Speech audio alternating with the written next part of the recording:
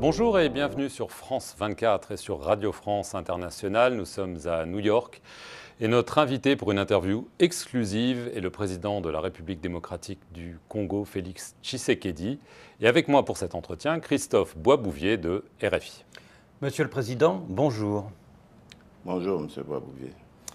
Monsieur le Président, ici à New York, devant l'Assemblée générale, vous avez prononcé un discours dans lequel vous avez dénoncé sans détour l'agression militaire directe du Rwanda contre votre pays. Vous avez aussi demandé à l'ONU d'être plus transparente sur ce qu'elle sait à ce propos. Pourquoi ce cri d'alarme? Est-ce que vous avez l'impression que vous n'êtes pas écouté?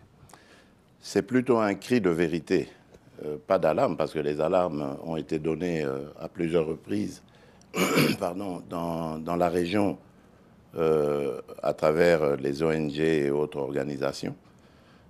Il fallait absolument ce cri de vérité pour que le monde entier sache ce qui se passe réellement et qu'on arrête avec cette hypocrisie, cette cécité et qu'on voit le problème dans son entièreté. Et c'est ce que j'ai fait. Alors ce mercredi, à New York, vous avez accepté de rencontrer votre homologue rwandais, Paul Kagame, en présence du Français Emmanuel Macron. Vous étiez réticent apparemment, mais vous l'avez fait quand même. Le principe d'un retrait des rebelles de Bunagana a été acté, mais on se souvient que la rencontre précédente avec Paul Kagame, c'était à Luanda le 6 juillet, ça n'avait donné aucun résultat. Est-ce que cette fois-ci, vous avez un calendrier pour ce retrait? Bon, d'abord, il faut que je précise par rapport à l'initiative française, vous savez, c'est la France qui préside le Conseil de sécurité en ce moment. Et le président Macron avait pris contact avec les deux chefs d'État, donc avant l'Assemblée générale, pour qu'on prenne rendez-vous ici à New York et qu'on parle de ce sujet. Donc, de ce côté-là, il n'y avait aucune objection de ma part. Et puisque je vous ai dit que mon but ici était de venir lancer un cri de vérité, j'ai continué sur cette même lancée dans cette réunion que nous avons eue autour du président Macron, le but étant d'obtenir, dans un premier temps, le cessez-le-feu et le retrait inconditionnel de Bunagana des M23, mais ensuite de rentrer dans le processus de paix tel que nous l'avons décidé à Nairobi, c'est-à-dire avec la fin totale des violences à l'est de mon pays. Et bon, en termes de calendrier, il n'y a pas vraiment un calendrier précis, mais il dépendra du déploiement de la force régionale qui est en train d'arriver. Le Burundi est déjà là, le Kenya, c'est pour bientôt, et la situation se clarifiera à ce moment-là. Alors, évidemment, la question qui se pose aussi, qui a été abordée lors de cette réunion, ce sont aussi les rebelles hutus rwandais du FDLR. Le Rwanda dit depuis des années, attention, c'est un danger pour nous, c'est une menace pour nous, et en plus, l'armée congolaise laisse faire, voire plus. Est-ce que vous vous êtes engagé sur ce problème, ou est-ce que vous pensez que c'est une fausse excuse du Rwanda? C'est une fausse excuse, mais par rapport à ces accusations, je trouve que le Rwanda est de mauvaise foi et qu'il utilise souvent ce prétexte pour justifier ses incursions en République démocratique du Congo. Depuis que je suis à la tête de mon pays, nous avons rapatrié à 2 reprises des centaines de combattants des FDLR. C'est quand même une preuve de bonne foi. Et aujourd'hui, les FDLR, c'est une force résiduelle qui ne menace plus la sécurité du Rwanda. Vous avez dit. Elle ne menace plus la sécurité du Rwanda, en tout cas. Les FDLR sont plus un problème pour nous, Congolais, que pour les Rwandais. J'en veux pour preuve l'assassinat de l'ambassadeur d'Italie en République démocratique du Congo au mois de janvier de l'année dernière, M. Luca Attanasio, qui avaient été tués par des FDLR, qui sont devenus aujourd'hui des coupeurs de route, des bandits de grand chemin, et qui n'ont plus d'idéologie politique visant à regagner le pouvoir à Kigali. Donc c'est un faux prétexte. La vérité, elle est ailleurs, et c'est ça que le Rwanda doit dire.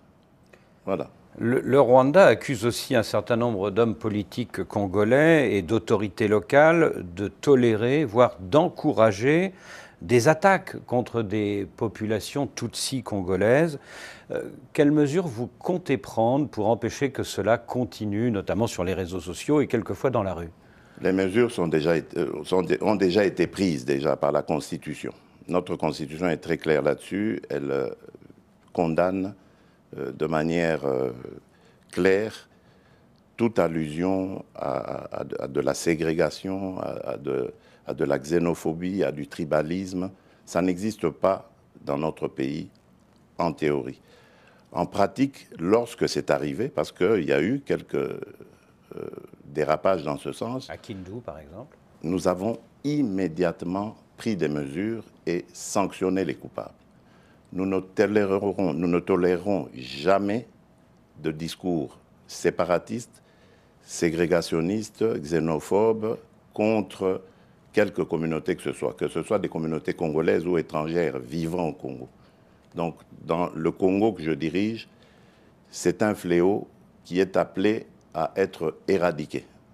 Et quiconque va se faire le chantre de ce genre de discours sera puni et de manière très sévère. Donc de ce côté-là, je ne veux pas qu'il y ait d'ambiguïté. Je l'ai dit d'ailleurs du haut de la tribune des Nations Unies, le Congo n'est pas et ne sera jamais un État génocidaire. Alors, pour contrer les groupes armés qui sévissent dans l'est de la RDC, vous l'avez abordé tout à l'heure, vous avez accepté, avec l'accord de la communauté des États d'Afrique de l'Est, le déploiement d'une force multinationale dans la région. Il n'y aura pas le Rwanda. Non, oui. Il n'y aura pas le Rwanda, mais il y aura d'autres pays, vous en avez mentionné certains, mais il y aura aussi par exemple l'Ouganda. Et on sait que lorsque l'Ouganda est rentré dans ces régions-là par le passé, elles ont laissé un souvenir, les troupes ougandaises ont laissé un souvenir parfois sanglant. Est-ce que vous ne craignez pas que la population n'accepte pas cela? Oui, c'est possible. Mais il faut dire qu'en ce moment, nous sommes dans des opérations mutuelles avec les forces ougandaises. Donc ça aurait été un petit peu hypocrite de dire que l'Ouganda ne vienne pas, alors que l'Ouganda est déjà présent en République démocratique du Congo et lutte à nos côtés pour neutraliser les ADF. Donc l'Ouganda sera là dans une moindre mesure par rapport au Kenya, au Burundi et à la Tanzanie, par exemple. Mais c'est parce que c'était déjà une réalité, c'était un fait qu'on ne pouvait pas nier. Alors quand est-ce que cette force sera totalement déployée et combien d'hommes seront sur votre sol? Mais je vous ai dit que la force est en train d'être déployée. Les Burundais sont là déjà dans le sud Kivu. Les Kenyans sont, à mon avis, c'est une question de jours. Ils vont d'ailleurs, pour votre information, entrer par Bunagana. Donc ça se déploie petit à petit en fonction des moyens aussi. C'est pour ça que nous étions ici aussi et que nous avons pris des contacts. C'était pour sensibiliser les bailleurs de fonds afin d'accompagner cette force régionale. Et donc si les Kenyans tombent sur le M23 à Bunagana? Ben voilà, vous savez ce qui va arriver au M23. Depuis plusieurs mois, dans l'est du Congo, les casques bleus de la MONUSCO sont violemment pris à partie par les populations qui les accusent de ne pas les protéger. Il y a eu des morts en juillet. Dimanche, Antonio Guterres, le secrétaire général de l'ONU, a reconnu sur nos antennes que la MONUSCO était moins armée que le M23. Est-ce que vous demandez un retrait accéléré de cette MONUSCO avant l'année 2024 ? Bon, d'abord, permettez-moi de dire que c'est vraiment avec peine que nous avons vécu ces événements malheureux que l'on voyait quand même venir. Parce que depuis un certain temps, donc depuis l'agression par le Rwanda à travers le M23 de la République démocratique du Congo, on avait un discours assez ambigu de la part de la MONUSCO, qui ne désignait pas l'agresseur, qui évitait de le dire, et qui par moments se disait même incapable, alors que c'est sa mission d'évoluer aux côtés des forces armées congolaises, se disait incapable, voire même refusait des fois d'épauler les forces armées congolaises. Et donc tout cela, je crois, a concouru à cette tension qui, malheureusement, sûrement à cause d'ailleurs de quelques manipulateurs, a dégénéré. Hein, il y a eu une succession de maladresses qui a fait que, bon, on est arrivé malheureusement à ces événements. Et cela doit nous faire réfléchir justement sur la mission, le rôle de la mission onusienne au Congo. Et c'est à ça que j'avais invité le secrétaire général, lorsque je l'ai rencontré ici, Guterres, à faire comme exercice. Nous devons regarder le rôle que la MONUSCO doit jouer, parce qu'il lui reste très peu de temps, et pouvoir ainsi faire partir la MONUSCO sur une note beaucoup plus gaie, beaucoup plus honorable que celle auquel nous avons assisté en ce moment. Donc pas de départ accéléré. Il n'y a pas encore de calendrier de départ comme tel, mais je pense bien que la MONUSCO devra partir avant le délai prévu, c'est-à-dire 2024. À mon avis, au-delà des élections de décembre 2023, je crois qu'il n'y aura plus de raison que la MONUSCO... Donc la MONUSCO resterait jusqu'à la fin des élections et partirait après. À mon avis. Mais ça, je mentirais si je vous disais que c'est quelque chose qui a été convenu. Il n'y a pas encore eu de discussion sur la question. Mais je crois que de part et d'autre, on a compris qu'il faut réfléchir très sérieusement à la question. Et d'ailleurs, c'est peut-être ici l'occasion de saluer les interventions du Premier ministre belge Alexander De Croo et du président polonais qui ont attiré l'attention de la communauté internationale sur la question congolaise et sur la nécessité de régler le rôle de la mission onusienne en République démocratique du Congo. Et je crois que c'est dans ce sens qu'il faut aller. Alors, on parle de la MONUSCO, on parle d'une force d'intervention régionale. Évidemment, ça pose la question de votre armée, Monsieur le Président, parce que ça n'en souligne que la faiblesse. On sait qu'elle souffre de sous-équipement, on a parlé de corruption, de choses comme ça. C'est quand même un énorme problème et que vous n'avez pas réussi à régler jusqu'à maintenant. Oui, bien sûr. Tout simplement parce qu'on ne règle pas une question comme celle-là en quelques jours, en quelques mois. Il ne faut pas oublier que cette armée, elle est hétéroclite.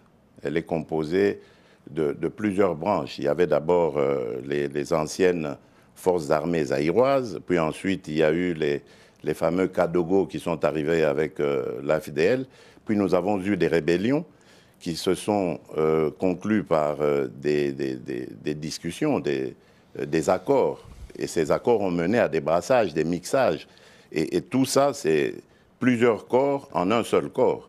Et ça fait que, bon, il y a des officiers qui continuent à obéir à leurs autorités anciennes, etc. Donc, tout cela, c'est à travailler. Il faut purger, séparer le bon grain de l'ivraie, et ainsi de suite. Donc, voilà, c'est un travail de longue haleine, mais qui est, en tout cas pour lequel j'ai beaucoup d'espoir, parce que là, maintenant, nous avons la loi de programmation militaire qui va nous conduire à mieux prendre en charge les besoins de notre armée et donc faire plus attention à son fonctionnement, savoir qui sont les éléments qui peuvent continuer leur carrière là-dedans et qu'il faut extirper pour impulser une nouvelle dynamique. Donc c'est un travail de longue haleine dont le résultat ne sera pas immédiat. Voilà pourquoi nous devons pour le moment recourir, nous appuyer à des forces amies qui peuvent nous accompagner dans cette tâche. Parce que dans cette armée, il y a de la bravoure, il y a vraiment des éléments qui méritent l'hommage de la nation. Et ils sont plus nombreux que les brebis galeuses. Ça, je peux vous le dire. Les brebis galeuses, dites-vous, en 6 mois, vous avez mis à l'écart 2 hommes clés de votre dispositif, votre conseiller sécurité François Beya et tout récemment le général Philémon Yave. Tous deux sont soupçonnés d'intelligence avec l'ennemi. S'agit-il d'intelligence avec le Rwanda? François Beya, c'est une autre histoire. D'ailleurs, son procès n'est pas terminé, comme vous le savez, parce qu'il a eu des problèmes de santé et il fallait qu'il aille se faire soigner. Donc c'est pas le Rwanda. Nous restons humains, malgré le besoin de réprimer, de faire dire la justice. Et tandis que le général Yave, c'est arrivé pendant mon séjour ici à l'étranger, j'ai cru comprendre qu'il était accusé par certains de ses collègues de les avoir contactés au nom du Rwanda pour qu'ils puissent lever le pied et permettre au M23 de passer aisément et de prendre la ville de Goma. C'est ce que j'ai cru comprendre, mais bon. Les enquêteurs sont à pied d'œuvre pour le moment. J'en saurai plus quand je serai rentré au pays. Donc on parle de trahison, là. Bien sûr. Mais François Beya, ce n'est pas le Rwanda. À mon sens, non. Son procès n'est pas terminé, je vous ai dit. Donc il faut attendre la fin pour je veux repartir à l'est du pays. D'accord. Si ça ne vous dérange pas. Pas du tout. L'état de siège, il a été instauré en mai 2021. Si on regarde bien, les résultats ne semblent pas là. En tout cas, ils se prolongent. Pourquoi? Qu'est-ce que vous attendiez comme résultat? Qu'il y ait moins de violence, que les groupes armés sévissent moins. Ça fait une vingtaine d'années qu'il y a de la violence. Pourquoi est-ce que vous avez, vous, un baromètre comme ça sur lequel vous savez mesurer quand est-ce qu'il y a eu plus ou moins de violence? Non, je ne crois pas. Est-ce que vous avez un premier bilan à nous donner? Ben oui, mais je crois déjà que les groupes mafieux ont été pour la plupart neutralisés.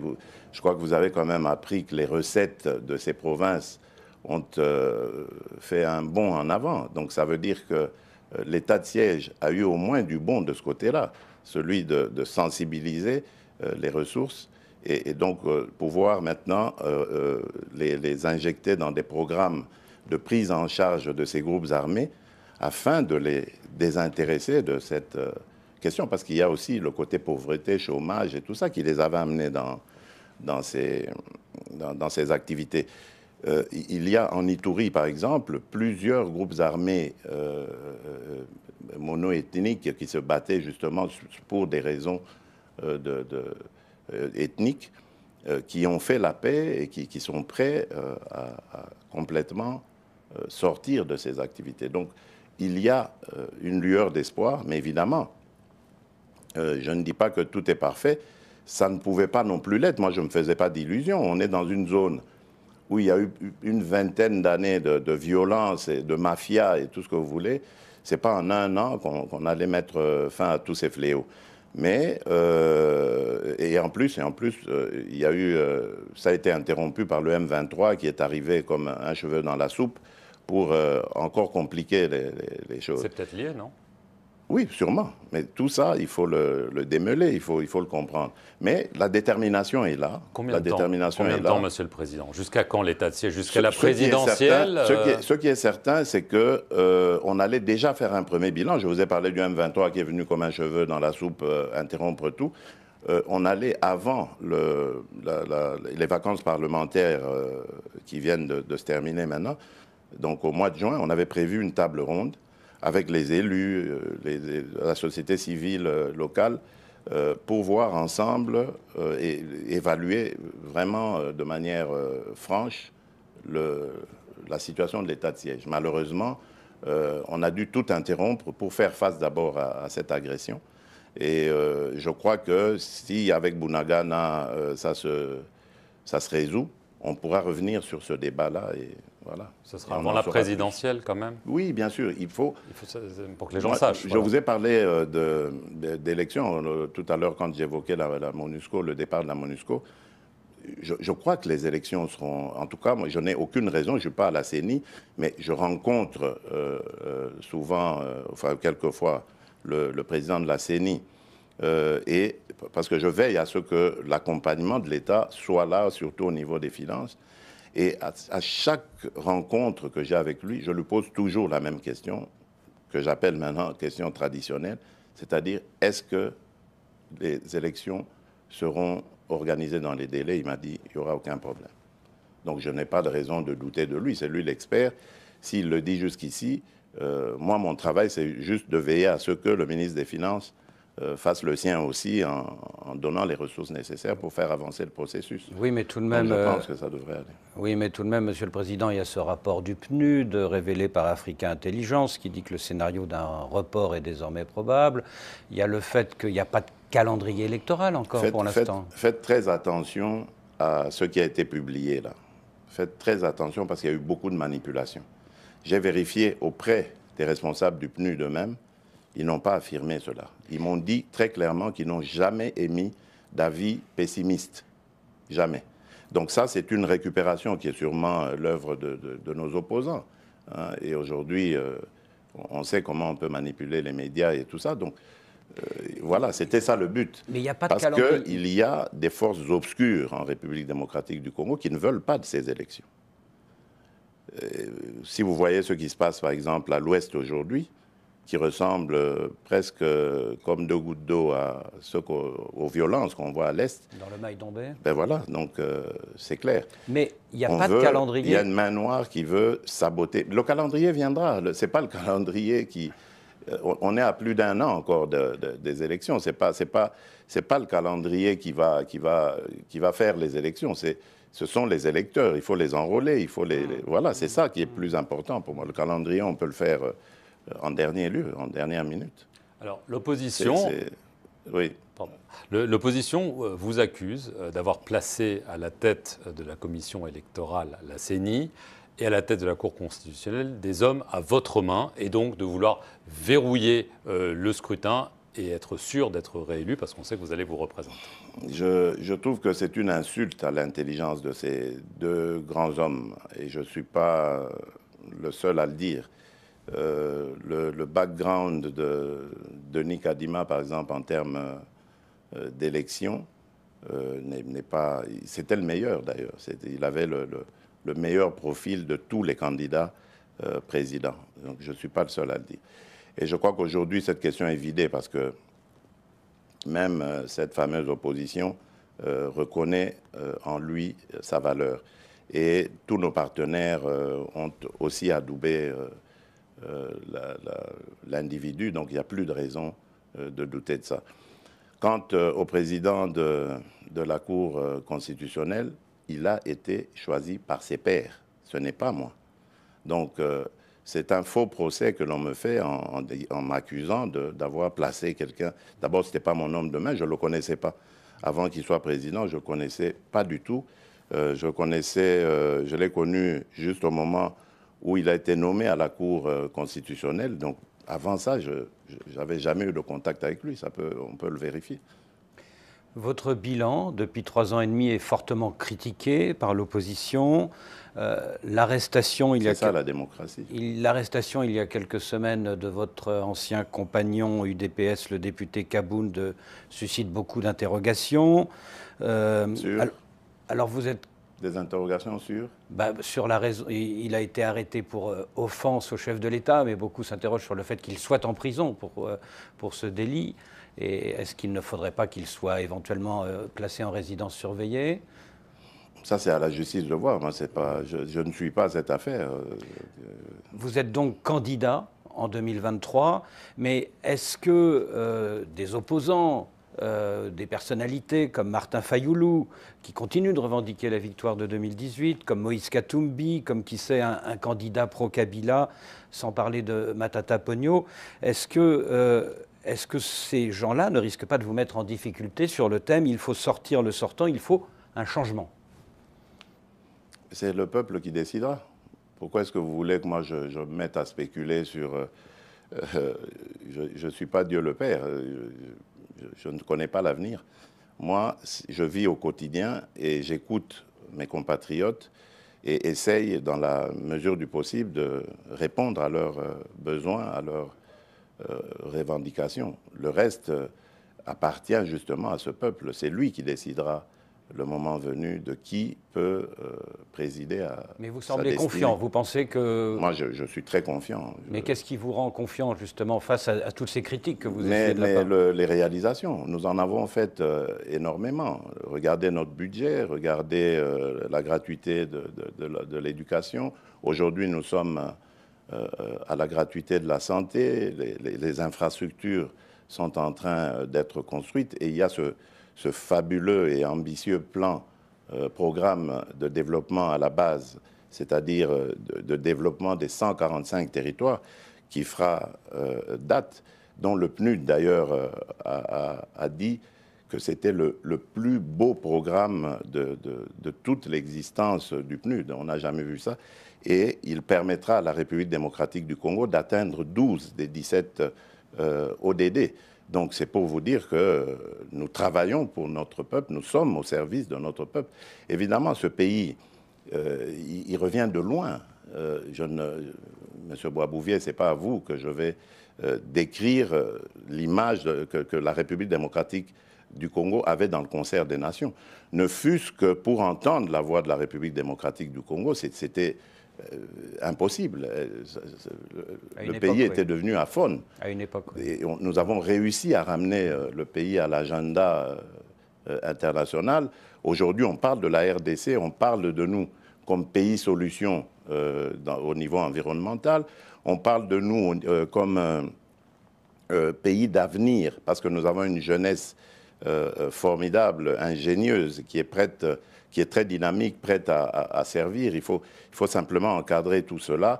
Et c'est à cela que nous attelons. Et nous sommes convaincus que les choses, le moment venu, vont être appréciées par nos compatriotes et ils nous renouvelleront leur confiance. Donc il n'y a vraiment pas d'inquiétude de ce côté-là. Excusez-moi, j'ai juste une... C'est pour ça que l'opposition a peur d'aller aux élections, d'ailleurs. J'ai juste une petite question sur quelque chose que vous avez dit qui m'a intrigué. Vous avez parlé d'une main noire. Oui, bien sûr. Mais vous parlez quoi? De possibles coups d'État, de déstabilisation? Bien sûr, mais il y a ça. Par des puissances étrangères ou Non, oui et non. Enfin, on est en train d'élucider la question. Les arrestations que vous voyez là, dont on a parlé dans l'armée, ne sont pas le fait du hasard. Il y a réellement une main noire. Poser la question à notre gouverneur, la nouvelle gouverneure de Mai-Ndombe, qui suit la question de cette insécurité de très près, que j'ai reçue juste avant de venir, elle en parle. Le gouverneur du Kwango aussi, donc ils en parlent. Parce que de ce côté-là, on n'a jamais vu ce genre de fait. C'est vrai que les cohabitations entre communautés ont de tout temps posé des problèmes, même dans les pays à tradition démocratique, c'est arrivé. Mais cette manifestation de violence telle qu'on la voit et qui ressemble, comme je disais, à ce qu'on voit à l'Est, avec des décapitations, avec des choses comme ça, c'est du jamais vu. Ça veut dire qu'il y a quelque chose qui se trame. Et il y a eu des arrestations. On a par exemple arrêté des gens qui ne parlent aucune des langues nationales, ni de dialecte du pays, et qui parlent une langue étrangère. Laquelle? Les enquêtes nous le diront le moment venu. Et d'où l'arrestation de François Béat? Ah non, ça c'est... François Béat, c'est arrivé avant, ça n'a rien à voir avec... D'où l'arrestation, peut-être, du général Liave, oui. On fera, en tout cas, on verra quel lien ça a avec ces événements-là. Merci, Monsieur le Président, de nous avoir accordé cet entretien. C'est moi qui vous remercie. Oui. Et merci à vous de nous avoir suivis sur nos deux chaînes, France 24 et Radio France Internationale.